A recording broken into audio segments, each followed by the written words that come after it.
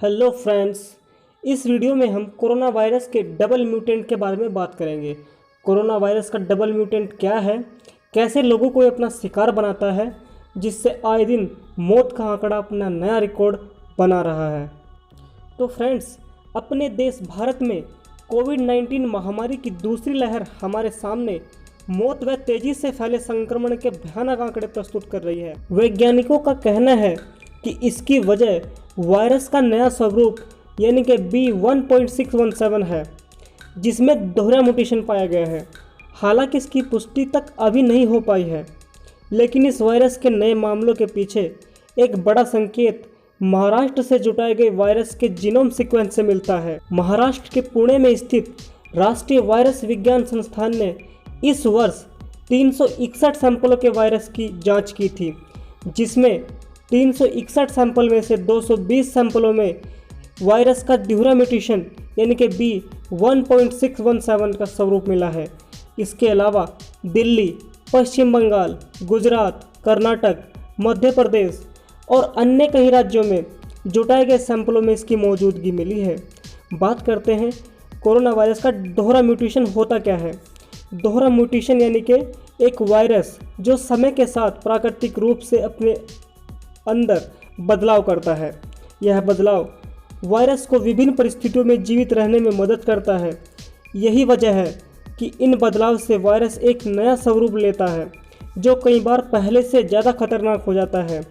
दोहरे म्यूटेशन वाले वायरस में दो अलग अलग म्यूटेशन वाले वायरस में आए बदलाव एक साथ शामिल होते हैं, जिसे दोहरा म्यूटेशन कहते हैं। भारत में पहली बार ऐसा हुआ है जब कोरोना वायरस के दो म्यूटेशन मिले हो।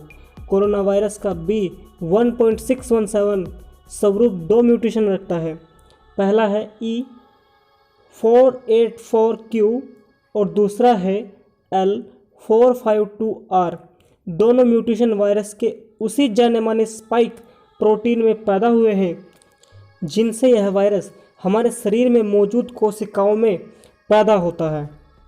तो फ्रेंड्स, जैसा मैं आपको वीडियो में बता चुका हूं कि इस वायरस के दो म्यूटेशन हैं। पहला है E484Q। यह वायरस यूनाइटेड किंगडम और दक्षिण अफ्रीका में भारी तबाही मचा चुका है, और यह वायरस वहां मिले वायरस के यानी E484K नामक म्यूटेशन का करीबी है। दूसरा म्यूटेशन है L452R। यह वायरस अमेरिका के कैलिफोर्निया वाले वायरस में मिला था। यह कोशिका से जुड़ने की अक्षमता बढ़ाता है। यही वजह है कि यह तेज़ी से फैल रहा है।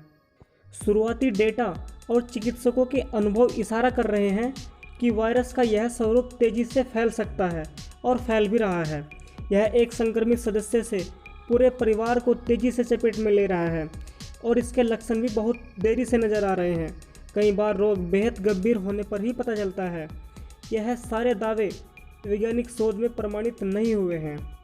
तो फ्रेंड्स, अगर बात करें कोरोना वायरस के डबल म्यूटेशन का बच्चों पर क्या असर रहेगा, तो वायरस की पहली लहर में बच्चे दुर्लभ मामलों में ही संक्रमित हो रहे थे, लेकिन दोहरे म्यूटेशन वाले इस वायरस हर पांचवा बच्चा संक्रमित हो रहा है। और ख़तरनाक बात तो यह है कि अधिकतर बच्चों में RT-PCR टेस्ट भी संक्रमण की पुष्टि नहीं कर रहा है।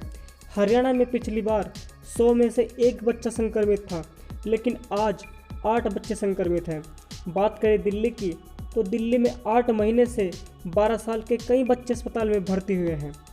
कर्नाटक में करीब 30,000 बच्चों के संक्रमित होने का अनुमान है, और गुजरात के सूरत में 10 साल से छोटे 280 बच्चे संक्रमित हैं, और 14 दिन की एक नवजात बच्ची की मौत भी हुई है। अगर बात करें इसकी रोकथाम की, तो अभी तक इसकी वैक्सीन तो क्या, टेस्टिंग भी सही से नहीं हो पा रही है। अभी तक इसका एक ही इलाज है कि घर पर रहें और सुरक्षित रहें। Thank you.